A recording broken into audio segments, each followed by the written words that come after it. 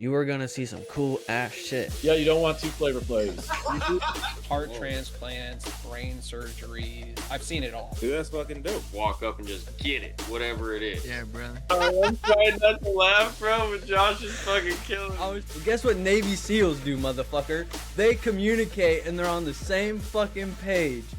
Whoa.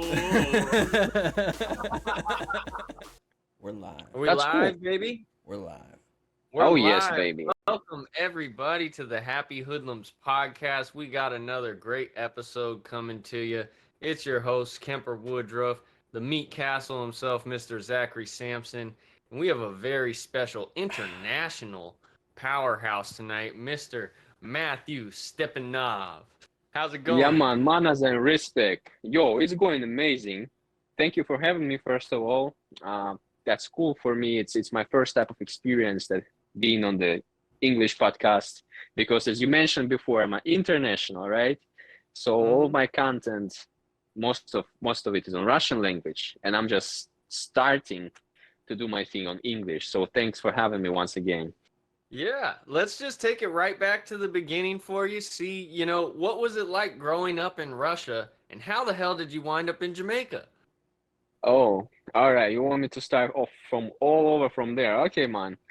Growing in Russia, bro, it's tough. Growing in Russia is tough, and that's basically what brought me here in Jamaica, because living there is like it's like being surrounded by crazy people. I don't know what to tell you else. It's like you're living in the constant fear, and the people around you, they just, I think that's mostly because people been suffering generationally from wars. It was one war, then it's another war, then it's another war, then it's a coup, then it's a war, then it's a coup. So all this stuck up in the subconscious of the people, and they become traumatized, and then they pass it on the next generations, and now they're traumatized. So me growing up, I somehow was sensing it, and I'm just like, I was realizing that, yo, there's something wrong with people here. Like, I don't really fit here. Like, I don't understand why. I thought for the first probably 14 years, I thought that something's wrong with me. Like, maybe I have a huge ego that I think I'm better than everybody, or smarter than everybody, or make sense better than everybody. But then one time we went to the Dubai for 10 days with my parents, and that completely shifted my paradigm of the reality. I'm like, okay, people can live like that, right? People can live. And that survival mode, that is the type of stalker type of vision that we have back in Russia, is what they call life. So I'm like, all right, 2 + 2 is 4. Why them trying to explain me that I have to accept this for my life? I want better things for myself. And I've seen how people interact with each other there, completely different. In Russia, it's mostly like it's like aggressive behavior there. You understand? It's like you have to be tough, or you just being squashed. So I was all my growing years until the 6th grade, I was that guy that was just fighting every time. I was that guy who was just fighting and fighting and fighting. Every little thing, you just fight. That's how it is in Russia. So I got tired of it, and yeah. when you're little, especially when you grow up, and as children, we're very sensitive to energy, and so when you pick up, especially when you're looking up to a man, that like that's a proper way to assert yourself is through violence, because violence is effective. Let's just be honest, right? Yeah. Especially when you're surrounded, because I think people are mostly good-hearted. They don't want the conflict, and there's I agree. pros and cons to being too much of each, right? Right. And so learning You how to have to be become in balance. Yeah, you got to be Yeah. diplomatic is the way that I would Right, say. diplomatic. That's the way. So that's what Yeah. happened until the 6th grade. I was just fighting, and then I'm like, okay, let me just try another tactic, because everything up until right now, up until 6th grade, everything that I did was just causing me more troubles. And when you start to grow up, those problems kind of become bigger, right? You have police now. It's not like just a local thing that where your mom and dad and another child, mamas and dad, yeah, they have the argument, you know, it's a police now, right? So I'm like, hold on a second. I don't really want to do that shit no more. Let me just try reason with people. Let me try understand why they're angry. Let me try be diplomat, as you mentioned before, right? So that was a tough way too, because now you have to kind of go around those, right? Those things. You want to fight, but you like kind of have to hold yourself back. And that's kind of how I managed to balance those things. That's kind of how I understood, okay, you have to be sensitive enough, but not too sensitive, you know? So yeah, that's somehow, that's how my core of my being itself like folds, you know, all together. That's the background. Like background is the gray and dark Russian reality. Yeah, and so I have a question about how'd you get to Dubai? Did you grow up like did your parents save up and or did they have money? Well, yeah, it was actually, it wasn't anything like super fancy. And going to Dubai from Russia, it's not so far. It's like it's not a expensive type of trip. So it was one time. It was the only time that I was somewhere, uh, let's say, overseas, right? Uh, my father was working, and he and his boss decided to take vacations there. So they took the families, and we just went for the 10 days. And that's what shifted the paradigm. I mean, we didn't flex there. We was looking like in $100 hotel, all three of us, right? Me, my mother, and my father, and that was the reality check for me. I'm like, okay, all right, that's different. When I saw all those cars that I've seen in the games before, that I didn't know that if they're real, you know, and now I see them here, I'm like, oh wow, I'm in a dream, you know. Yeah, so when you went back to Russia, at what point does this planning of, you know, an adolescent kid become influenced by psychedelics? Well, so I went back, right? And okay, the influence of psychedelics started when I was 16, right? It started when I was 16 because I didn't really understand. I couldn't find my place there. I was feeling like I'm off. I'm not fitting the society there, and I was just looking for the answers. I was just looking for the answers. I was that type of person that just looks for something. You know, I'm a teenager.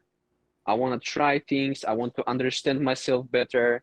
You know, you come up to a lot of insecurities when you're in that age, and I'm like, but somehow, even though in those teenage years I knew about bad drugs and let's say good drugs, I know that there is something that can harm you really bad, and there is something that can be beneficial for you, right? So I stayed away from all those bad drugs, and I was just trying only those that could be beneficial for you, because I was feeling weird inside. There was a lot of anxiety. There was a lot of things like I had troubles. Basically, I what caused it, right?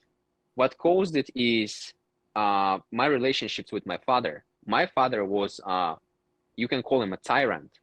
He was carrying his anger from the work and whatever onto me, and I was that child that was supposed to look up to father, and he was just like playing it back on me, if you understand.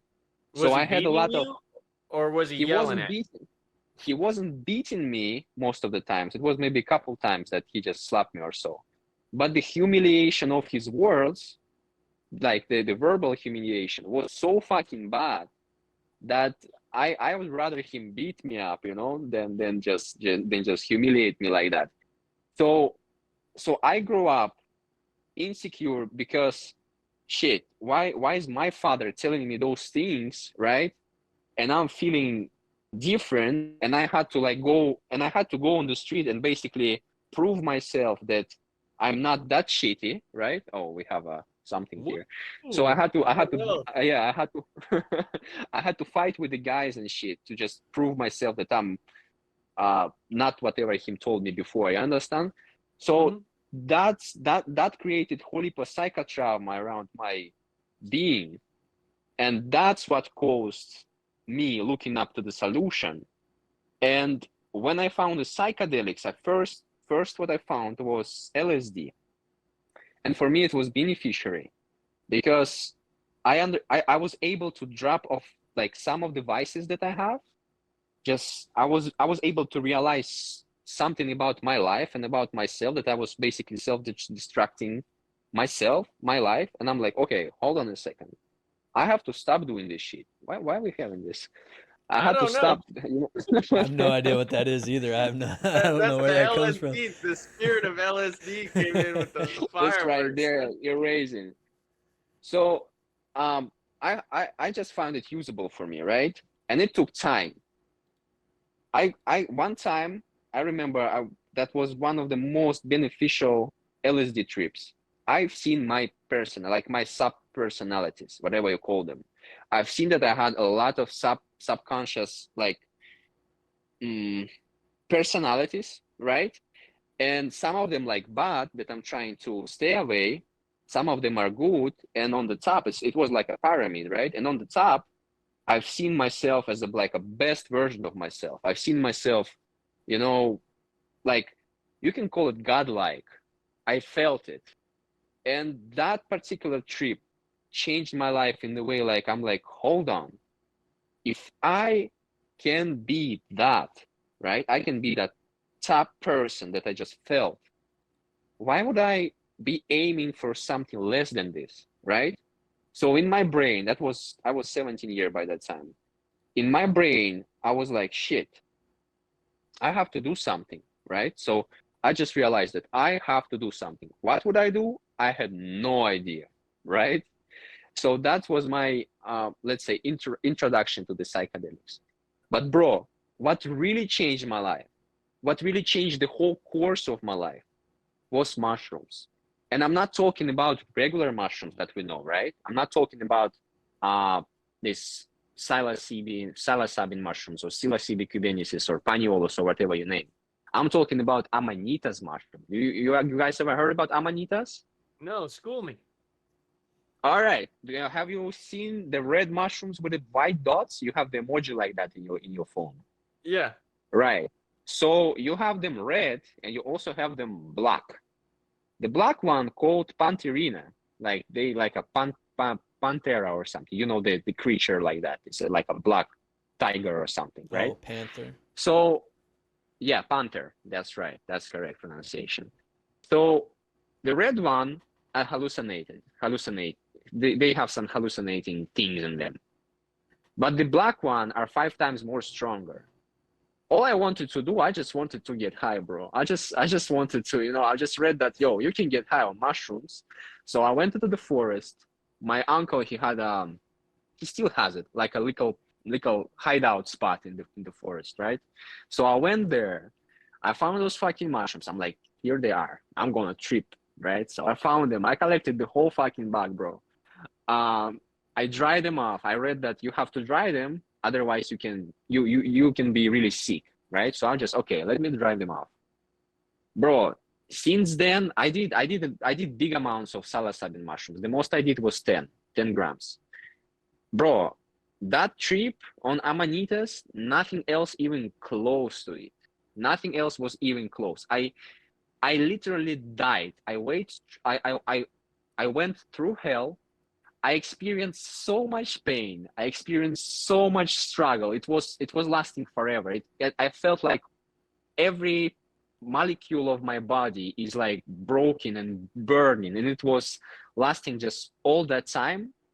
And one particular lesson that I brought from there was the appreciation of the life, was the appreciation of my little reality that I have. Bro, when I came down from that trip, it was for 12 hours straight. Like I was just dead. Like I couldn't even move. You understand? 12 hours. When I came back, I realized 2 things. First things is I don't want to struggle no more. I'm done. I'm done with the struggle. Fuck it. I'm not taking it no more. No matter who tells me what, I'm not taking it. And the second thing, I realized how much I appreciate just being fucking alive. How much I appreciate my parents, even they were like, doing some things wrong to me. Even my father was shouting to me, fuck it. He just came, and now here I am. I'm in this world, right? I'm fucking grateful for it. So since then, my whole perspective of the reality, my whole world, all I knew about the world is just collapsed. Like I remember that feeling. I went out, and it's like plain white list I have in my mind. Nothing there. Nothing. Like I lost everything I knew. All I knew about myself. Everything. It just disappeared. And that gave me the space to build. That gave me the space to actually change myself. I dropped this cigarette smoking. I was smoking like a fucking how you call that thing? Chimney. The chimney. I was smoking pack and a half a day at my 17. I was smoking. I was drinking. I was doing some stupid shit. I somehow, it wasn't like that. It was gradually. I just dropped it. I started to exercise. I started to feel better. And it took me 1 year to realize, oh shit, that's because that trip of mushrooms, that trip, here I am now. So it was exactly 1 year span of time, I have a question about that, okay? Yeah. All right, so I also have a very interesting story about doing 10 grams of mushrooms and like thinking I was dying. And bro, I'm not gonna go into that. But what I can say is I had that same realization of like appreciation for life. And I feel like mushrooms are kind of a hard reset, and psychedelics as a whole, getting back to what you were saying about your feelings, it's like we see through the lens of our emotion. And psychedelics takes what is truly our considered six senses now, but there are primal senses, there are primary senses, right? It's the senses of our Yeah. consciousness. That's why you can have sight with no eyes. If you close your eyes, you visualize something, you can still see it. That's why Yeah. you can hear your voice when you talk in your head, right? All these things. Mm-hmm. So psychedelics takes it and flips it and puts it back into perspective. And all of a sudden you're like, whoa, this physical, tangible world, like I have nothing to grab onto. And it's like you're falling in this pit of yourself. And so I have Uh-huh. this question. After you have this scary ass trip that's just hellish and feels like it's lasting forever, was there any moment of euphoria? Yeah, the euphoria was right after I opened my eyes and I realized, fuck, I'm alive. I'm actually alive. Because I was we're talking about amanita, because from the the psilocybin mushrooms, it's much different. There's you have like waves there. You have euphoria, you have bad shit, you have euphoria, you have bad shit. So on the amanitas, bro, it was complete hell. It was just hell. And then after hell, when I opened my eyes and realized that I'm not in the hospital, I'm not in the coffin, because I was seeing that I'm in the hospital, I'm dead, my mother and my father's crying, and I'm like, oh fuck, what, I'm so retarded, what would I eat this mushroom and made my family sad, now I'm dead, So I opened my eyes and I'm like, oh, I'm alive. That was the biggest euphoria for me. That was the biggest one. Yeah. Yeah. Dude, see, I totally understand because I thought I had been stabbed. It was a crazy thing, bro. Like, but yeah, real quick, Zach also has an interesting story about us doing shrooms for the first time and kind of how it transformed his life. And so I'm curious because I saw you smiling and nodding, Zach. Was there anything about this story that kind of stood out to you that you wanted to chime in with? Well, most of what I was smiling about was just because I know it was the one mushroom that I know about that you didn't. Uh, but I had watched a bunch of different like documentaries about Amanita muscaria specifically, but also there's a book called The Magic Mushroom and the Cross that is all about the Dead Sea Scrolls, and it talks about how like ancient religions used, or even in like insinuated that they used mushroom rituals within like their religions and talked specifically about Amanita muscaria. But Yes. one of the things that I got out of my mushroom trip, which was nowhere close to 10 grams. I'm the rookie in the room, but it took away a lot of my anxiety. And so like a lot of the things that I did before that were based on like how other people perceived me, like who were around me. And what that trip taught me was that with people within a certain distance of me have no direct effect on my life.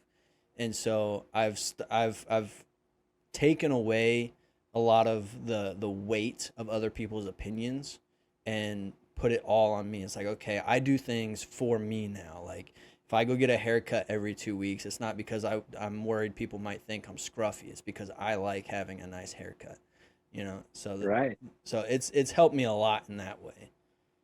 That's awesome. Yeah, I want to chime in on that and just say, for the viewers, I am by no stretch of the imagination some like psychedelic guru. I'm someone that just happened to stumble into crazy ass dosages and not a lot of guidance. And so I had to guide myself through these trips, and there's way better ways to do it. And I think, you know, Matt will be able to elaborate on that the more we get into the podcast. Definitely. I have a lot of different things to share with you guys, and I don't really think you have anyone. I don't really think there is anyone as competent in that space as me right now. I truly don't believe it, because here in Jamaica you have a lot of people that are facilitating it, and even maybe you heard of them, the Mica meditation. It's like a place that been doing it for the US citizens here, mostly from 2015. And brother, may I tell you, not even one of them really truly know what I'm doing, because we're gonna get there. Quick reference back to the religion thing. I can suggest, if you never heard or you never read that book, it's called Psychedelics Gospels. That's actually about some person. I don't know who he is exactly, but I think he's some historical guy. He went to the church, to one of the old churches somewhere in the middle Europe, right? And he found the sign of the mushroom, and that led to the investigation by him, and he found a lot of pictures and carvings of the mushrooms in the old Catholic churches, which led him to investigate it even more. And turns out, when this old Jesus thing come up, they actually was using Amanita muscaria. So yeah, a lot of people did that, and they create a religion based upon that, because that's what we will talk about that more, right? So let's back on track with my story, right? Where was I? I was right after I finished my Amanita trip, right? And then I realized, okay, I have a whole new You're a reality year now. later, 17. Yeah, real later. 17, right? So I'm 17 now. Like I'm almost 18 now, because I tripped in my late 16s. Right. So I started to do the YouTube. I started to share just some common sense with people. I just thought, okay, I don't know what I'm gonna do. Let me just be helpful to the people. Like I literally had no idea what I'm going to do. So I was just sharing some thoughts and life hacks that I found usable to the other people. I just started sharing them. And somehow I gained audience. The people started to look up to me, and they started to subscribe to me. And then one day I just found out about lion's mane, and I started eating it. And people seeing how I, within several months, tremendously improved. Like the way I speak improved, the way I act improved, the way I think improved. Everything started to improve. So they started to ask me about, yo, what's that thing you was talking about? Like, what you doing? I said, I'm eating lion's mane. Oh, can we buy it? Yeah, you can buy it. So I started selling it. And small like that, I was able to drop out from the work, because at that time I was working as a delivery guy. I was just delivering food. I tried whole heap of different jobs though. Nothing succeeded with me. Like I'm an entrepreneur. I couldn't succeed anywhere. Like when people tell me what to do, You just can't bother with it. It's like it's never working, you know? So I was struggling with it. And then people just started buying mushrooms from me. So I was able to drop off to the work. I started to make some money. I moved from my birth city to the different city that I wanted to move. I spent a year there. I accumulated the amount of money I wanted. And at 22, I went here in Jamaica, one-way ticket. I did my research. I did everything. And I realized, shit, Jamaica has mushrooms legal. I want to go there and I want to be that one person that is able to help and facilitate other people. I wanted to be that gateway for the people to that medicine, because how tremendously it changed my life and how much it helped me. Oh, one of the things, when I was 20, my father died by lung cancer at house. So that was one of the things that actually it's not forced me, but it's kind of, it was like a catalysator, or whatever you name it. What was the right pronunciation? Catalyst. For me, catalyst, right? It was the catalyst for my metamorphosis. So I was able to kind of, you know, become a man finally, not a little boy that is there behind the dad, right? I had to accept some responsibilities because now I am the man of the house. I have a little brother, my mother, and my father. My father left us broke as shit. Like his friends had to bury him. We had no fucking money. I couldn't fucking even, bro, I couldn't even buy myself water. When we was going outside with my friends to like walk around, they would buy water for me because I had no money. And that situation was like for 3 years, from 17 to 20, right? At 20, he died. So then I had to take the responsibilities. Boom, boom, boom. Two years later, I'm going here, one way. I came here and I never knew nobody. Like I knew English language already. I learned it with the teacher. I came here and I didn't knew a person, bro. And that's where my real personal growth started. That's where I really had to, you know, move and think and adjust and network. And to be honest, that's the best thing that ever happened to me, because I'm so happy I actually because bro, I'm still by this day that's funny. That's hilarious. Still by this day, bro, sometimes I'm having nightmares that I'm on my block in Russia, walking around and running from police or whatever, you know. I'm waking up, I'm here in my penthouse in Jamaica, I'm cool, I'm like, shit, all right, I'm good, thank God. So that still kind of haunts me yet by that time. So back on the track. Can I Yeah, ask you a question real quick? Of course, brother. Okay, because like, so almost 2 years ago now, in June it'll be 2 years, my dad died in a car accident like that. Similar situation. Sorry. You know, I got like 4 boxes of random junk. My stepmom, she's trying to take everything. It's a whole fucked up situation. But in that moment when my dad died, it was almost like I became a man, and I was expecting so much more sadness to hit me, but it's almost like his lessons hit me and like empowered me. Did you have a similar feeling to that? Where it was like there wasn't as much sadness, it was almost like, all right, like an invigoration in a weird way? Right. It wasn't, I actually was no sadness, bro. It was like, I would say it was a relief for me. It was a relief.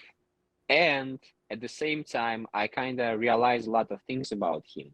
I started to appreciate him more right after he's gone, you know, because when we have somebody, we not really appreciate it until we learn the lesson. And the lesson is the death. And when the death happens, you start to think differently. You start to kind of retrospective a lot of things and realizing, oh, shit, like maybe I was wrong about it. Maybe he was right about it. Maybe that wasn't the motive behind what he did. It was a different motive. He wanted a better things for me. But I was just thinking that he has some different motivation. You know what I'm saying? Yeah. So Yeah, I realized that, and for me, it took me like I have around 100 psychedelic journeys on the all the other different psychedelics altogether, around 100, and it took for me probably around 30 of them, and plus a lot of hypnosis works that I do when I teach my students, and we was like doing it on each other also, to actually forgive my father, because there was a lot of suppressed fucking emotions that was just there, stuck in my body, and they just wanted to release. So I was when I actually released everything, I felt that pure childish love to my father, that love that I was feeling when I was like 3 4 5 years old, that pure, I remembered it so clearly, and I'm like, oh, now it's there. Now when all this pain gone, all this hate that been there, all that, all those misconceptions, misunderstanding, uh whatever, the PT, whatever, it gone now. So when it gone, then I felt absolute love. Yeah. But it took me fucking a lot of fucking mushrooms, bro. Did he ever come through on like a journey for you? Like, did you feel his presence with you? I know I've Yeah. like, yeah.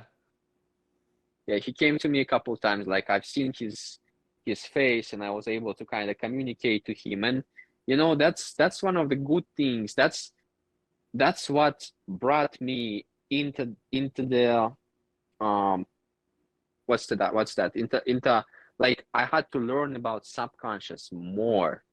So after those mushroom things, I kind of went to study about the hypnosis. So I dug into subconscious even deeper, and I realized that actually we are biological robots, bro. This thing that we talk by, the computer, the phone, all that shit, that is actually no different from how we operate. We have software, we have hardware, we have programs, we have binary code, all those things that we created it from our perspective, how we work. And that gave me possibility to work with people in the way that now, what I'm doing now, I'm able to rewrite, like I'm able to, okay, how those programmers people work with the computers and shit, like they're able to delete programs, reinstall, do the Rework the defragmentation and code. blah blah blah. It's the Right. code. I'm Yeah. doing right. I'm doing that shit with people now. You understand? So I'm using mushroom, I'm using hypnosis, I'm using NLP, all the things together because I walked that path myself. I struggled it. I've been, bro. If you've seen me at my 16, you would have told that I'm 30. I was a beast. I was looking like a fucking Russian bald guy, like the one that you don't want to mess with, you know. So I was that type of like redneck, you would call me. You understand? And I completely transformed my personality, and that's only because I was able to sense and keep my focus onto subconscious, how it works, how I behave. And if you don't lie to yourself, like that's one of my good things. I used to struggle a lot because of it, because I kind of tell truth. So especially when I was young, I was getting in a lot of trouble because I could say the raw truth to somebody and they wouldn't like it. And sometimes they cry, sometimes we fight, right? But I never lied to myself. And that allowed me to kind of face my fears, face my vices, face all these insecurities. Because if I feel insecure, fuck it. Why do I feel insecure? I would just dive deep there and find why I'm insecure and deal with it. And because I walked that path, I was able to teach other people how to do that. And here I am now, doing my thing with mushrooms. And as I mentioned before, I realized that people never hear that because we was off the camera. But the biggest case that I did, I facilitated the mushroom trip for the senator of the parliament of Jamaica, the main psychiatrist, Dr. Sapphire Longmore. So we have the president here, which is the prime minister. It's like a president. Or in the United States, you have president. Here we have prime minister. And right beneath the prime minister, we have parliament. So that lady is from the parliament. She is the main psychiatrist. Like she's the head. So after we did it with her, right? After facilitated the trip, she actually brought the mushrooms to the government level. She brought it to the Senate. She told, okay, we have mushrooms here. Mushrooms is this, this, and that. So now here in Jamaica, they are cautious that mushrooms are exist, that is beneficial. So I took a part playing in that. That's what I did. That's my biggest case.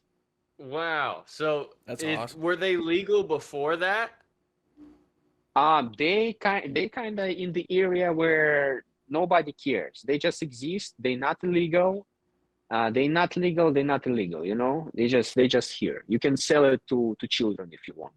Like there is no regulation whatsoever, and it's still like that here.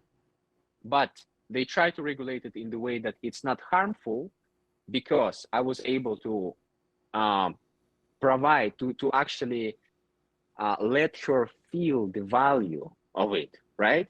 Because if you done it just by yourself, you can just eat a little mushroom.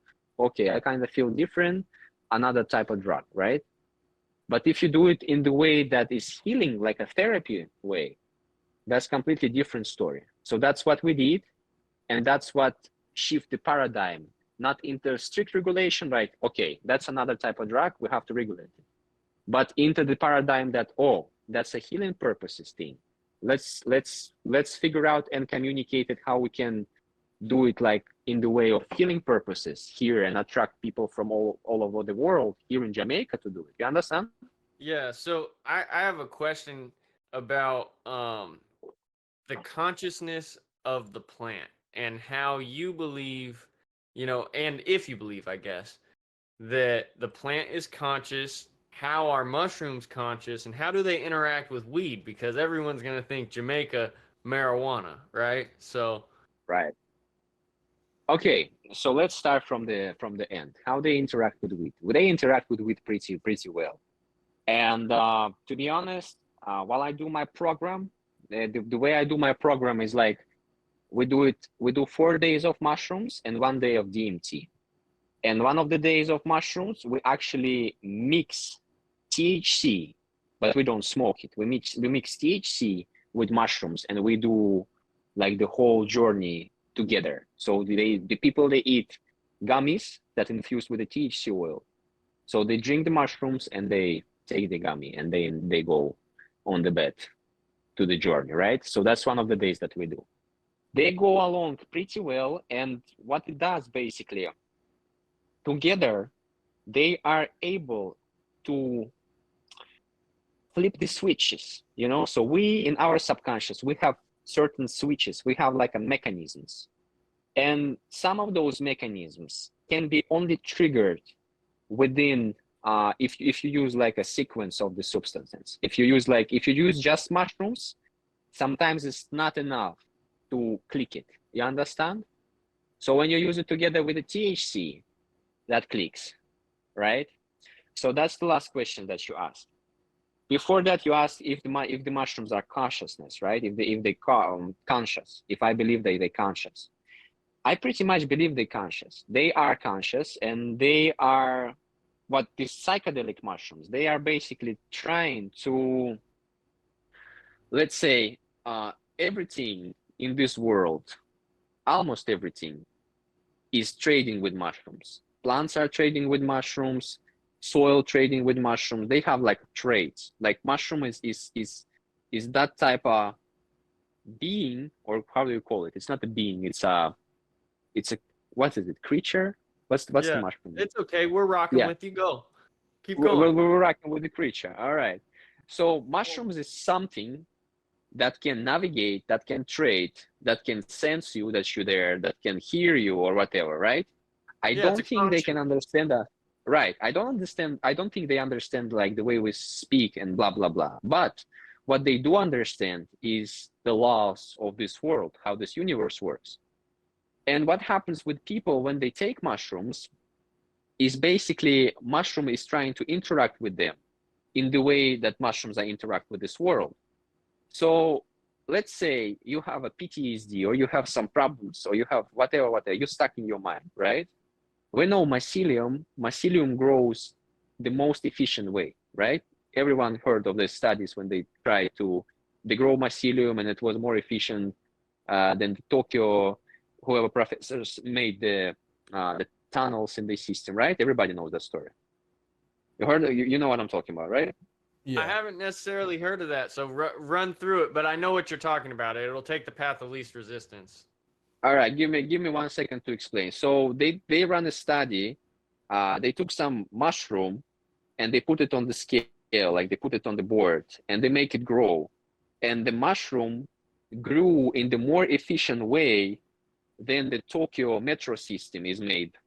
So they realized, okay, mushroom are more logical than we professors and engineers are. So the way the engineers made it is not as efficient as the mushroom did it in the span of like a day or two. So what that means? That means that there is certain mechanic, like certain script that running behind, like it's like a it's like a law, right? Everything here that we know, it works by certain law, and the mushroom and the plants, everything grows and leaves, everything just by certain law. So when you eat mushrooms, for them, your brain and your nervous system is now no different from whatever they try to do with the Tokyo metro system, whatever else on the plate, you know. It's the same for them. So they would just trigger and go into the places that are more efficient for them. And for you, that is like, they just see the nervous system, right? They just see like a map, and they just try to go there and there and there.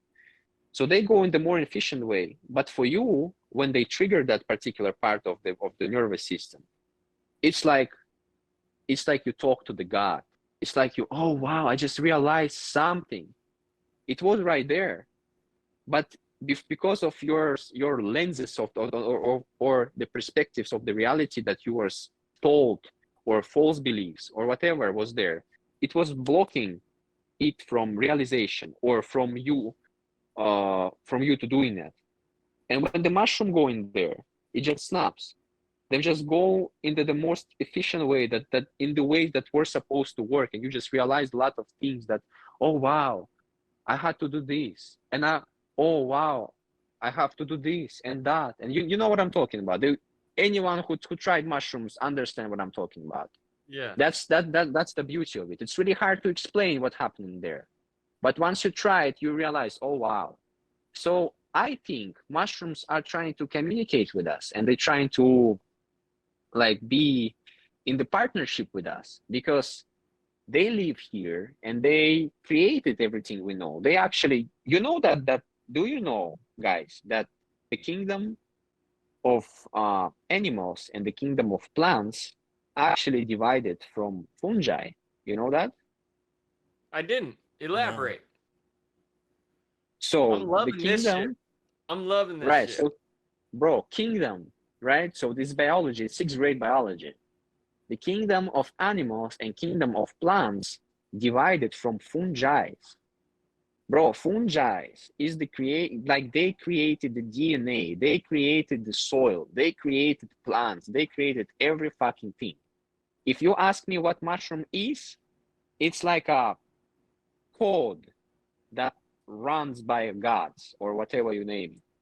That's like a hardware thing that is there, and it just facilitates everything. Without the mushroom, we just wouldn't be existing. They are our ancestors, and they just trying to communicate. They just here for us, and if we want to, we can tap into that. We can tap into that knowledge. It's like being plugged to a big internet cable. Like when you eat mushrooms, you can feel it. It's just like somebody just plug it in, and you just get that type of information. Boom, boom, boom, boom, boom, boom, boom, boom, boom. You just there. So I believe that I I believe that everything is frequency. I believe that everything is vibration.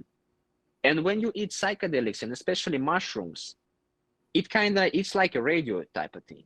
It just switches you to the different vibration. It's like you was on 300 hertz, you popped mushrooms, now you're on 700 hertz. And if on 300 hertz is like a porn and some criminal shit is vibing on, right?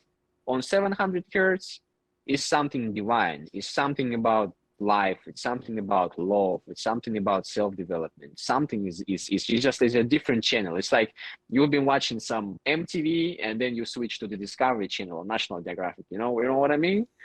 So it's like the vibration and frequency thing for me. And what happens is, as I mentioned before, as I mentioned earlier, we are now like this screen that we have, the computers, that's all created by the analogy of our minds and brains. And what happens with the people that eat mushrooms, they couldn't know that. They see their subconscious mind. So they see visions. They see whatever. They might see some demonic shit. They might see whatever. They're gonna see what is inside their subconscious. And inside their subconscious is whole heap of things, right? Everything they watched, everything they seen, that will be stuck there somewhere, because inside our subconscious, it's actually great. It's like a I don't know, it's as big as a space. It's like enormous amount of space there. Like it's so big. Our subconscious is so big. I was able to tap into there and like actually navigate. It's so fucking big. It's like it's like don't have no edges. It just you can go deeper and deeper and deeper if you want. Yes. You had a visual experience of your subconscious mind where you were able to navigate levels of awarenesses to thoughts. Is that what you're saying? Yeah. Yeah. I was able to even go further. Yes, say what you're saying. I was going to say, the way that I've always explained mushrooms to people is mushrooms are the paradox of life contained in a plant, right? It is a life-giving plant that grows out of death. And so even with like Jesus, right? If we take this back to, biblical stuff and religion, the symbology of the cross is the death of one thing for the life of another. It's moving beyond the physical, where my flesh is here, but I know I'm more than my flesh. My flesh is the container. And so I look at mushrooms like a hard reset. That's always how I've explained it for people. It's a hard reset because in order to get to the next level, just like Christ rising from the cross, must be the death of whatever is at this level. And so the beauty of personal development that I believe is revealed through a psychedelic experience is that life is this forever, infinite, ongoing transcendence. And so rather than falling in love with the level you're on that has this level of safety in so you think, right? But you're clinging to it like a kid holding on to a blanket, right? And you're like, just let go of the blanket. You can still go through your day. And they're like, no, I got to have the blanket with me, right? Yeah. We do that in life with the level of whatever we perceive ourselves to have achieved at. But your inner being will never stop calling you to achieve more because it's about achieving, not achievement, right? Right. Because being grateful is like, it's almost past tense, right? Mm-hmm. And being appreciative is like in the present, allowing and loving the growth of something. Right. Because you see, that is another law of this universe. Because there is no such thing as staying at the place. You either growing up or you just going down.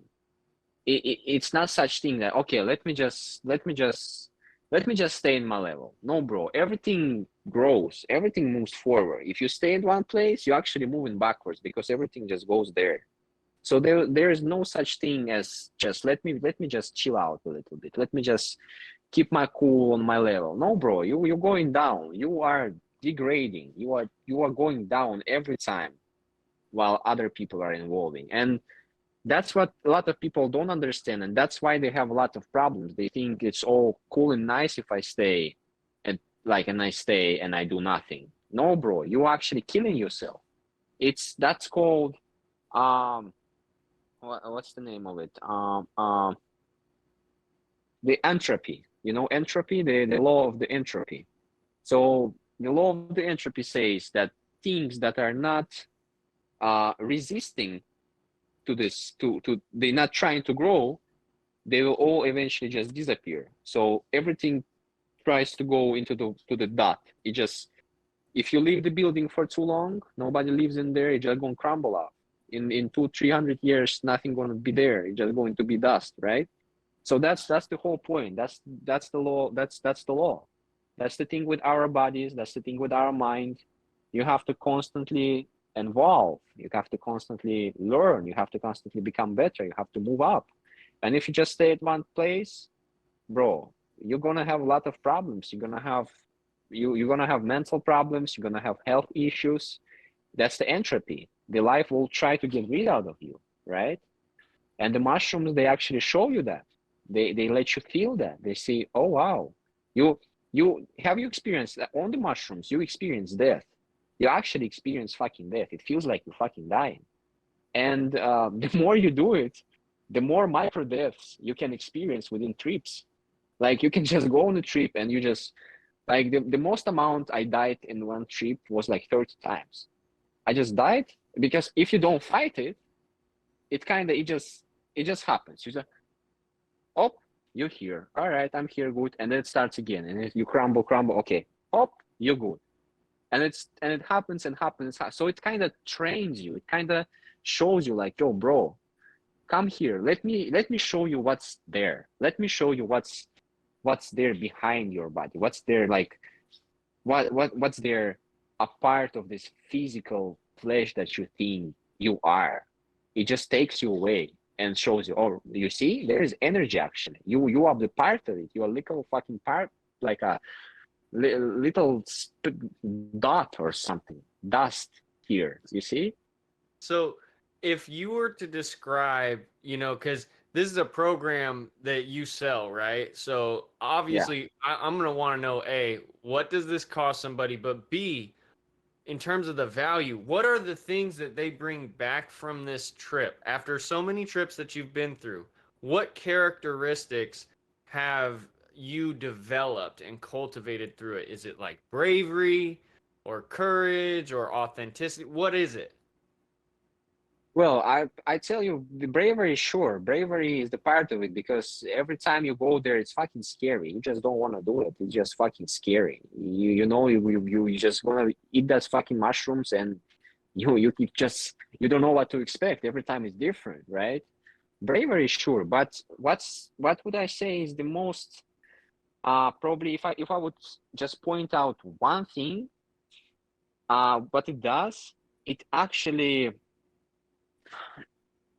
So whenever you eat mushrooms, it makes you a bigger person. It kind of moves like, okay, let me try to explain it the other way.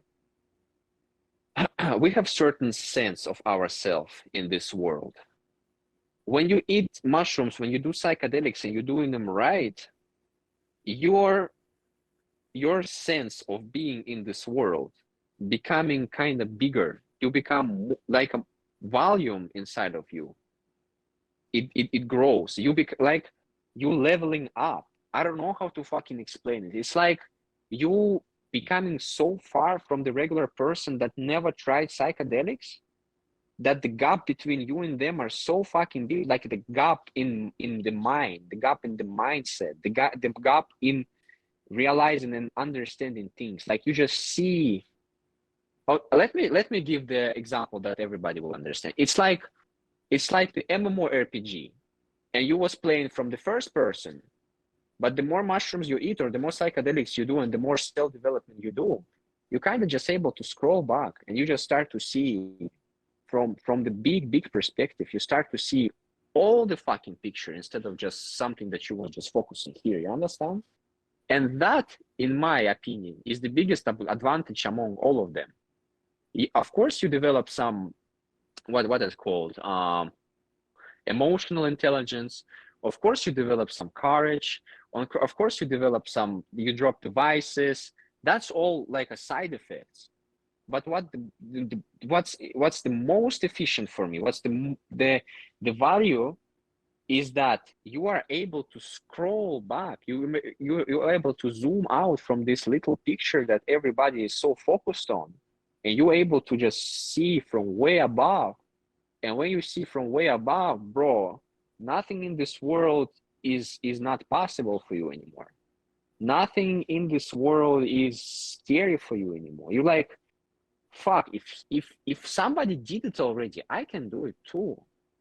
Like right now, bro, right now, I literally believe I can do fucking anything. Anything I want, I can do it. Yes, it will take time because that's how the world works. But there is no such thing that I cannot accomplish anything that I put my mind on. And that's for me is the biggest benefit. That's like nobody can just take you out of your grind. Nobody can knock you off your pivot, bro. You have your goal and you will achieve it, no matter fucking what. That's the biggest benefit.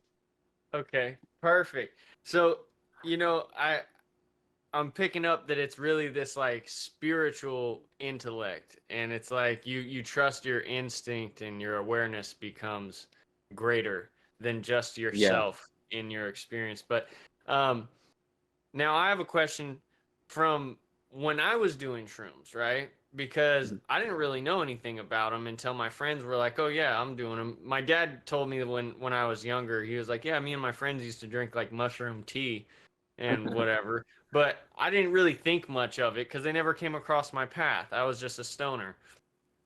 Then all my friends started doing mushrooms like crazy, bro, and I held off for a long time.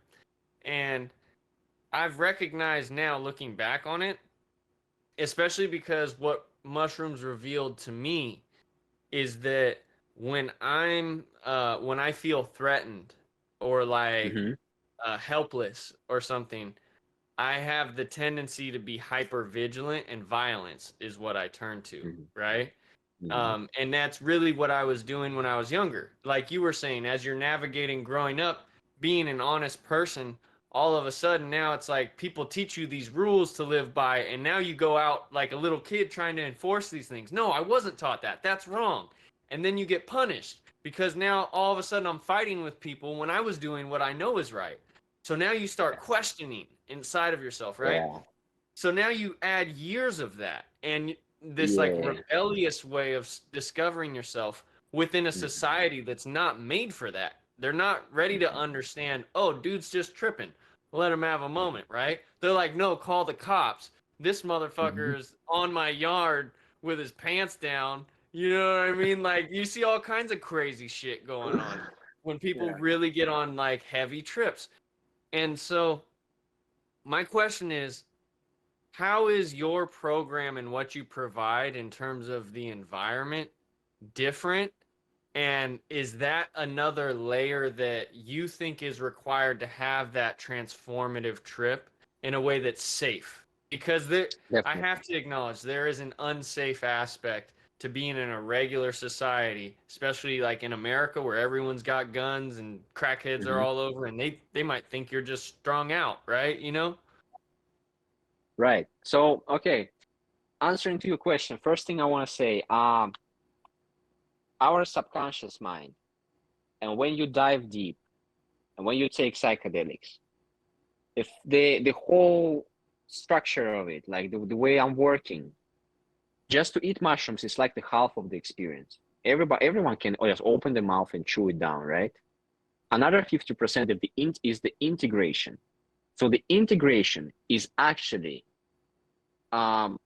you basically explain the person what happened, right? So what happens? They go through the trip, they see shit, right? They see a lot of things going on. They go back, they tell me what happened there, what they felt. Me, because I already been there, I know what they experienced. I know what's the mechanism behind those illusions. You see, you have illusions, and behind those illusions, you have mechanisms. You have a hardware there. And before this hardware, you have like skins in the game, right? Right, different type of skins. Whoever was believing in Jesus, they might see Jesus. Whoever was believing in different God, they might see different things, right? Whatever they've been consuming, they will see. That's the illusion. Behind that layer, and that's the most confusing part, because all the people that work with mushrooms, they work with this layer. They work with the illusion. They work with this theater, and there is no truth in the theater. There is no truth in there. All the truth is behind the theater, in the hardware, in the mechanisms that are there. So all those illusions that are there, they are just skins that contain the like a code, like the information. And the information that we understand and we programmed by is the emotions. So like the 0101 code for the computer, the binary code, emotions is that code for us. And that, whatever we see on mushrooms, the illusions, is just the skins in the game. Like you can buy that skin or that skin, it's just different skins. It's a theater, right? So all those people that works with mushroom, they are just focusing on that layer. They focusing on the illusions because they have no fucking idea. But behind that, you have mechanism, and you can clock them and click them and change them and make them work, because sometimes you just need to put some grease in there so it starts working properly. You understand?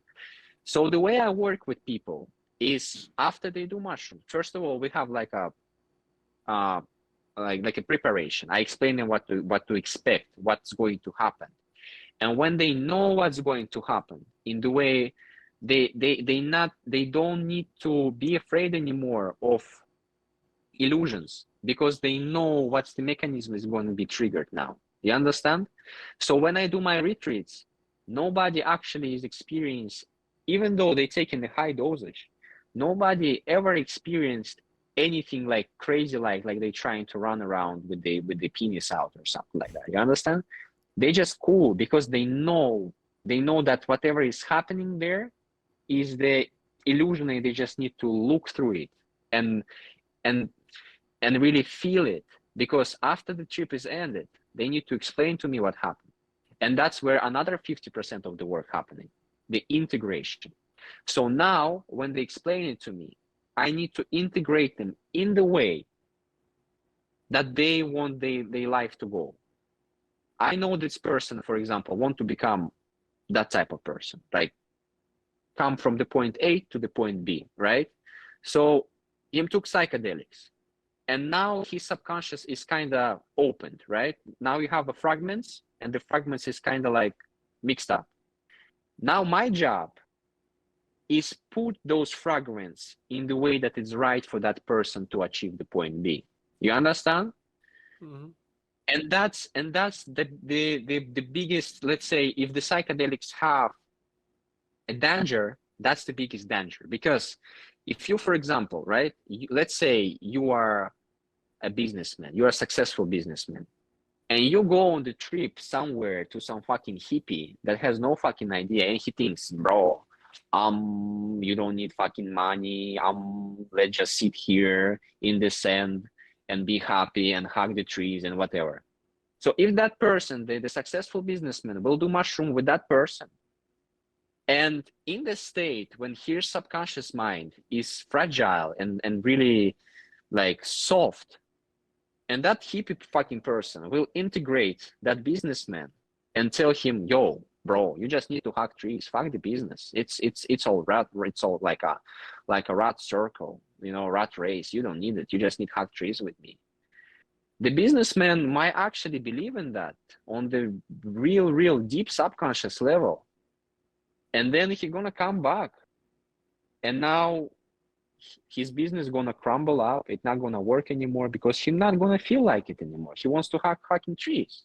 You understand? So that's the main danger of the psychedelics. If it's done with the wrong person that doesn't know how to integrate and where to lead the person, because it's a tool. The psychedelics is a fucking tool. It's a really powerful tool. And on the other hand, if the person knows where to integrate you, that becomes like a what's the word, catalyst. That become a catalyst. It's like a nitro boost. It's like all those puzzles just go together, and person just start to see this simple and the straight way to the point B where he wanted to go. So that's the real work that I'm doing. It's not like just a little something, just eat mushrooms and we're good. No, integration is 50% of the work. What the other thing that I do that nobody actually does, I don't know why they never do it. But another thing that I do is, you ever heard about those muscle knots or like a stress joints, they call them? Like they're in the body, like some people, they kind of, you know what I'm talking about, the stress knots, they call them. Oh, Right? just where you hold tension within the muscles. Right. So we all of us have tensions in the body somewhere, right? But what actually causes it is the psychotraumas. So our body, we have nervous system everywhere. Whenever, and especially in the childhood, whenever we experience really like some big emotion, like something big happens, and we not letting it out, we just swallow that emotion. That emotion encapsulates in our body, and it can encapsulate anywhere. And what happens is, it's like a storage. It's like a USB driver or something that is there. So your subconscious and the nervous system aware that you have this psychotrauma here, and people accumulate a lot of those psychotraumas within their body, and they're not so good. They're not living their best life, if to say so, right? So what I do on mushrooms, because mushrooms, they kind of trigger all those knots. What I do, it only works on fucking mushrooms. If you do acupuncture and you do it in the certain way that I do it with needles and acupuncture, you are actually able to distress those joints once and for all, forever. I mean, I'm talking about people had this for the whole fucking life, something inside them that was just, pressing them and making their life uncomfortable. Every time they, feel something, they feel it in their chest, they couldn't breathe, whatever. A lot of fucking cases, bro. It just goes away. And when it goes away, and when you look in those people's eyes, it's like they dropped the weight that they were carrying with them for fucking forever. Them like you can look in their eyes. They happy as the children. Them like, Jesus, thank you, man, thank you. All my clients, you know what I'm saying? What after they do the retreat, them saying it cost any money. It cost anything. I would pay you anything. That's what they're saying.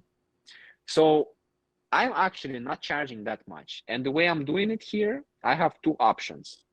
First of all, it's Jamaica. It's legal here. So I have one option that we do it in the villa or in the mountains.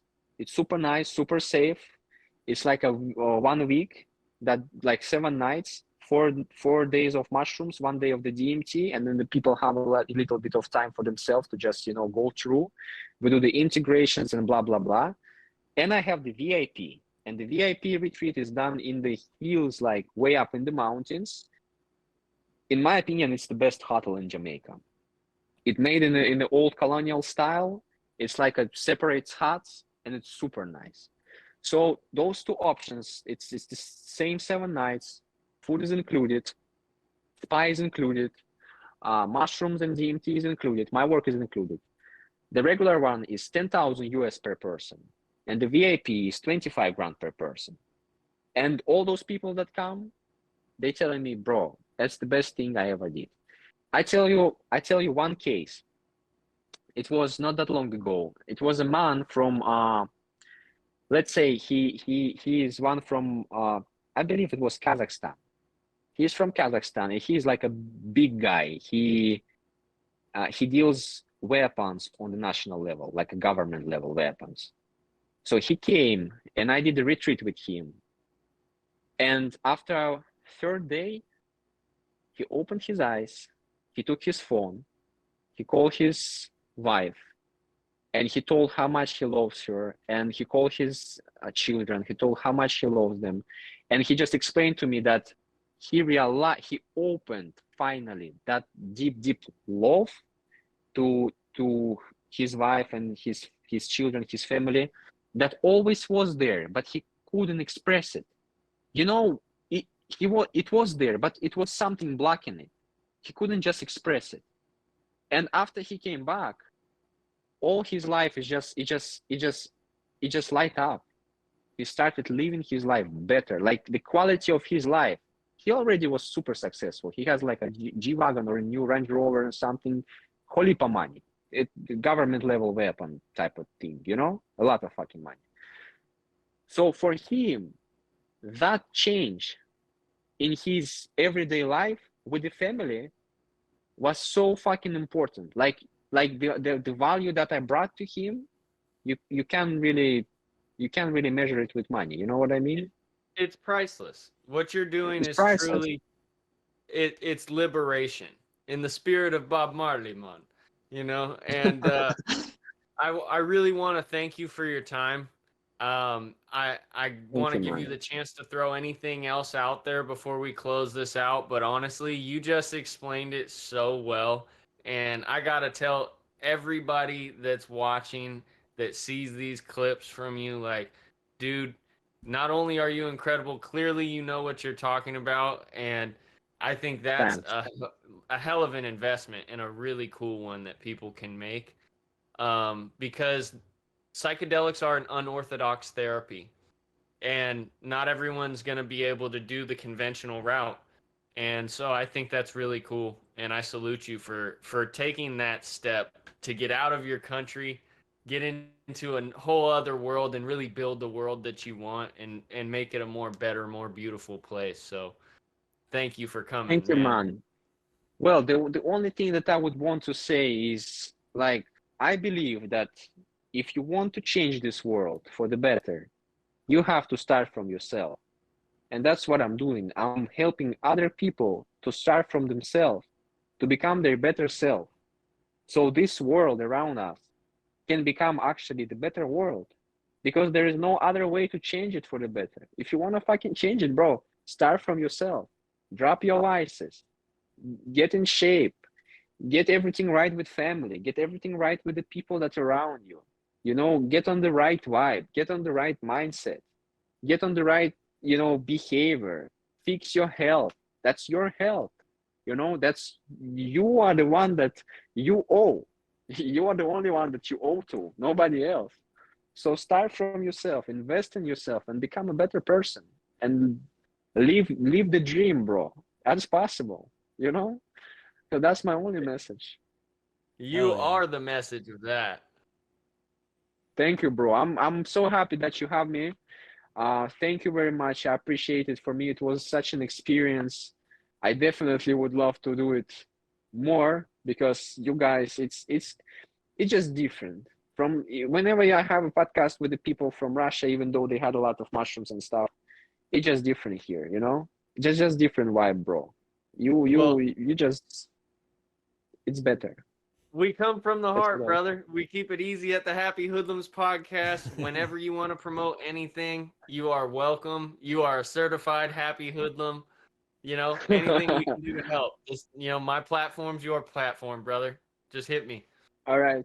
Thank you very much, brother. Thank you, everybody that Thank you. watched me. I wish you a very great evening. Bye bye. Close her out, Zach.